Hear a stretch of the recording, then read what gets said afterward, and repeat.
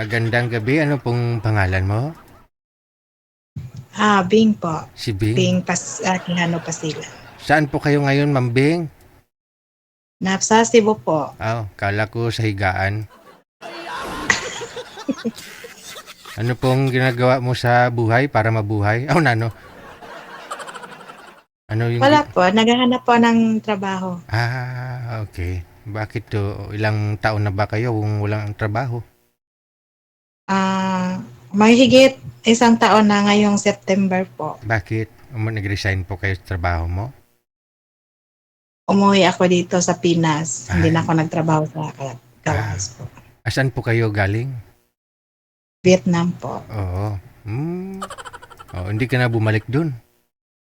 Hindi na po. Kasi mayroon ng kasama yung husband ko dito doon sa Vietnam.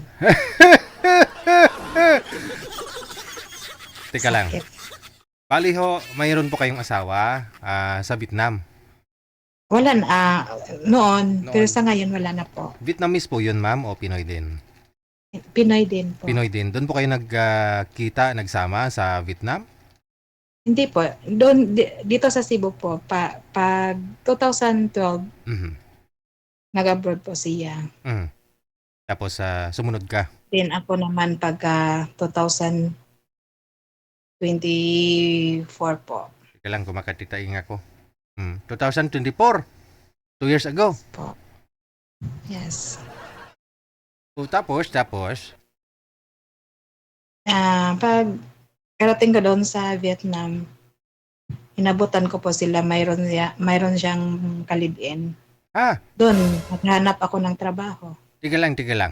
Pumunta ka ng Vietnam kasi pinapapunta ka niya, di ba? Para magtrabaho. Apo. Oo. Pero hindi mo alam na may kinakasama na. Hindi po. Aray. Sinundo ka sa airport, siyempre sinundo ka nun. No? Hindi ako sinundo sa airport. Ako lang mag-isa papuntang Ho Chi Minh, papuntang Bindiong. Doon sa tinitirahan niya. Yes po. So anong reaksyon niya nung makita mo, kumatok ka?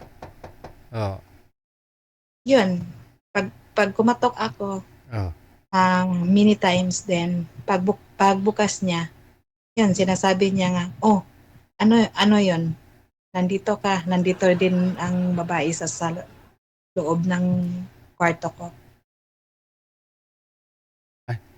Ay, yun lang.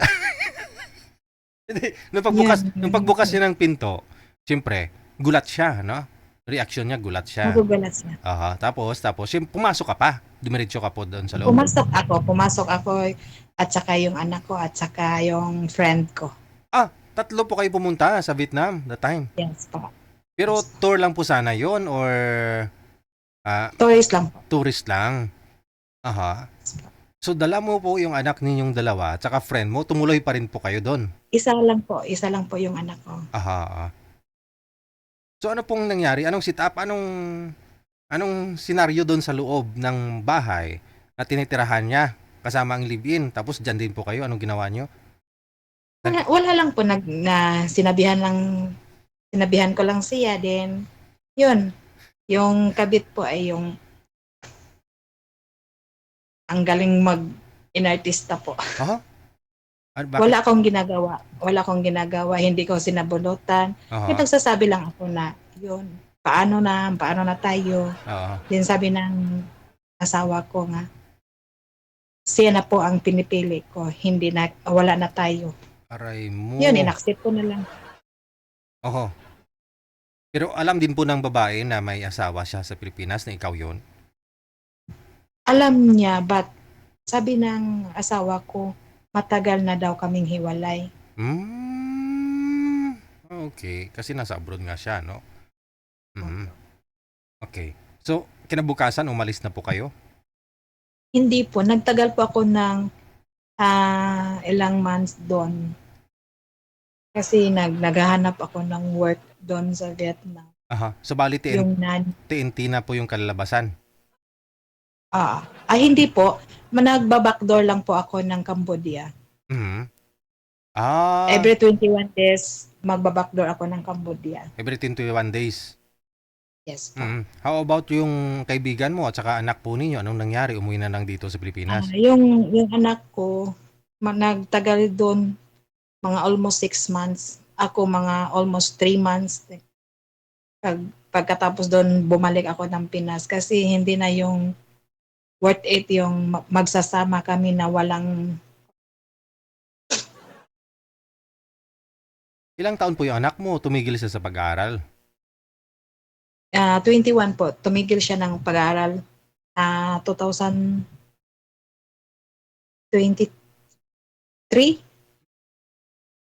Okay. So, ilang years po kayo doon total sa Vietnam? Hindi mga 2 years, but babalik ako pag hindi na ako ganan sa Vietnam, babalik naman po ako dito sa Pinas. Pag ano pod ko, babalik na pod ko ng Vietnam. Mm-hmm. Yung pabalik-balik lang po. Aha, tapos nagtatrabaho ka doon. Oo. Hindi ka nakahanap ng Vietnamese doon sa Vietnam? Hindi maka-intindi ng kuan po ng English yung Vietnamese. Okay. So, matagal na po kayong walang boyfriend. Kung ganun. Wala yung kong boyfriend. Since naghiwalay kami ng husband ko. Mm-hmm. Pero si mister mo nung nasa Vietnam siya, pauwi-uwi din dito sa Pilipinas? Nagbabakasyon din po ba? Oo, every 6 months po, nagbabakasyon po siya dito sa Pinas po.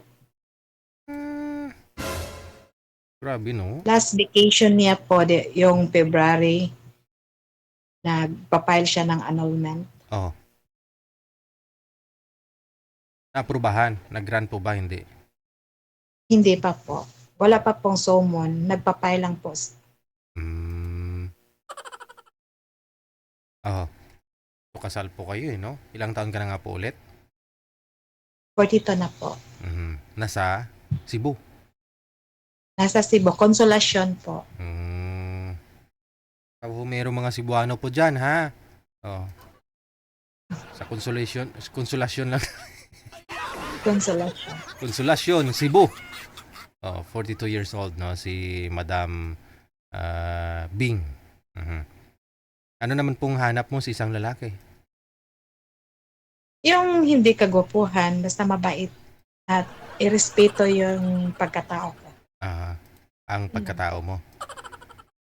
Simple lang po. Kailan pa ho kayo babalik sa Vietnam?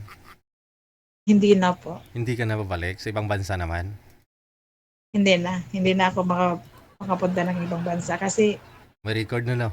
Ayaw ko na. Ayaw mo na? So, anong balak mo? Naghanap ka po ngayon ng trabaho dyan sa Cebu? Baka next month, makakuha na po ako ng trabaho sa munisipyo ng Consolacion po. Okay. Sige. Roger, ha? Pero po makausap si Madam dyan. Standby lang po kayo, ma'am, sa linya, ha?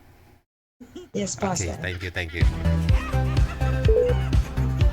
42 anyos, no? Si Miss Bing mula po dyan sa May Cebu.